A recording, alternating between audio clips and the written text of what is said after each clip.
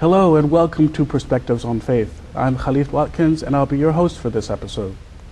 Today we'll be talking about religion, science, and freedom. Are they at odds or can they be complementary? Well, to help us explore this relationship, we have today's guest. Dr. Imad-ad-Dean Ahmad is an internationally known scientist and author. He's a senior lecturer at the University of Maryland, where he teaches a course on Islam, science, and freedom. Dr. Ahmad is also president and director of the Minaret Freedom Institute located in Bethesda, Maryland. Dr. Ahmad, welcome. Thank you. Well, before we begin our conversation, why don't you introduce yourself? Tell us a little bit about your background and the work you do at the Minaret Institute. Well, I am a Palestinian American, lived in the United States since I was 5 days old. My formal training is in astronomy and astrophysics, which I studied at Harvard University and then got my PhD from the University of Arizona. After working in that field for many years, in the late 1980s, I switched to the field of Islamic studies because the current events had shown that the so-called experts on Islam were not, and there was a need for people who are authentically knowledgeable about Islam to get involved.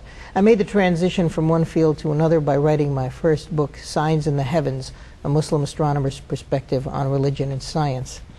In the early 1990s, we formed the Minaret Freedom Institute, which is dedicated towards countering the distortions that people propagate about Islam, showing the origin of certain modern values that came out of the Islamic civilization, and on educating both Muslims and non-Muslims on the importance of liberty and of free markets, and to advance the status of Muslims, whether they live in the East or the West. Since then, I have also been teaching at the University of Maryland, as you noted, and some other colleges in the universities in the Washington, D.C. area. Obviously, the subject of today's program is something near and dear to my heart. Well, thank you.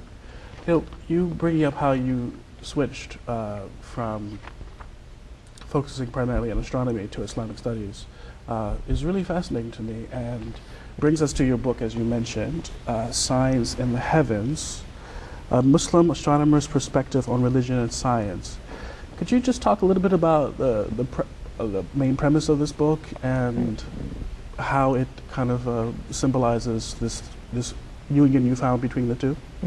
Well, there are really two themes that I tried to explore in the book. One is historical, simply to educate people on the role that Islamic civilization played in the rise of modern science. It's something that's not well appreciated. Many people are not aware there's any connection between Islamic civilization and science at all. And those who are often think that Islam was simply a caretaker civilization that protected the works of Greek science until Europe could come out of its dark ages. But that's only a small part of the story. In fact, science developed during the Islamic civilization. It was transformed from the way the ancients did science, which was not really science as we know it today, but rather what's called natural philosophy, into the modern inductive, empirical method of science that we use today. The other point that I wanted to make was to talk about the relationship between religion and science, to argue that this was not simply a coincidence that this development took place during the Islamic civilization, but that there are certain teachings in Islam, moral teachings, not scientific teachings, one has to be very careful about that, moral teachings that lead to the development of the kind of epistemology or theory of knowledge that makes modern science possible, and to explain exactly why that took place. And then finally, of course, in the last two chapters, I have to discuss the fact that the Islamic world is no longer a leader in science, and why is that? What sort of, as Bernard Lewis would ask, what went wrong? Well, that brings up a lot of really interesting questions, and we definitely want to get back to all of those topics and to your book a little bit later on.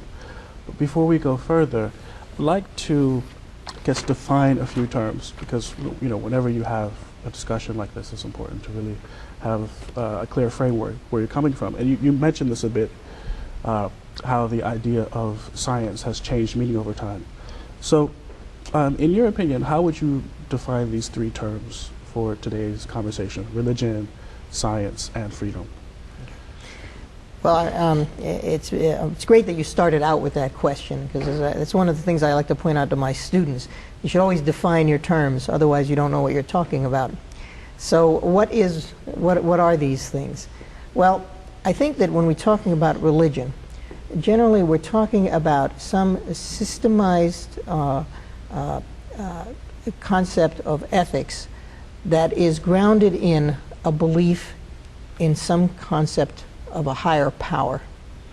Of course, for the Abrahamic faiths, that higher power is God, the God of Abraham, the creator of the universe.